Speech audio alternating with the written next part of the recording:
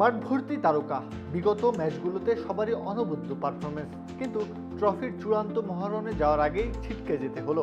বিশ্বকাপে সেমিফাইনালে দিদিয়ার দেশম কি তবে আধুনিক ফুটবলের বদলে যাওয়ার ট্যাকটিক্সের কাছেই হেরে গেলেন?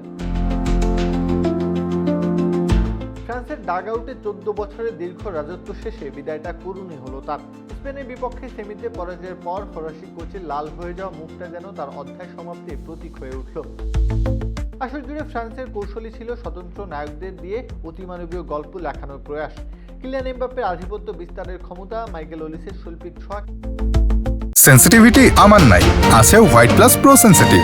দাঁতের সেন্সিটিভিটি ভুলে খান মন খুলে। কিংবা উসমান ডেম্বেলের ড্রিবলিং আর গতির মতো একঝাঁক শক্তিশালী অস্ত্র নিয়ে সাজানো ছিল তাদের দুর্গ। অথচ আধুনিক ফুটবলে খেলা হয় টিম ওয়ার্কের মাধ্যমে। ঐক্যবদ্ধ প্রেসিং, পরিকল্পিত আক্রমণ আর জমাট রক্ষণের কৌশল নিয়েই দলটি 2018 সালে শিরোপা জেতে। বিপরীতে Spain coach Luis de la Fuente তারকা নির্ভরতার বদলে বিশ্বাস রেখেছিলেন শিষ্যদের দলবদ্ধ পারফরমেন্সের উপর। Mikel Oyarzabal, Lamine Yamal, Fabian Ruiz আর দানি অলমোদের ওপর রাখা সেই আস্থাই তাদের সাফল্যের মূল মন্ত্র হয়ে ওঠে ফরাসিদের বিপক্ষে।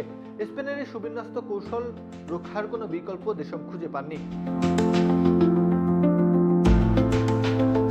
2026 সালের এই ফ্রান্স তাই এখন 1954 সালের হাঙ্গেরি কিংবা 1974 সালের নেদারল্যান্ডসের মতো শুধুই এক অপূর্ণ গল্পে পরিণত হলো।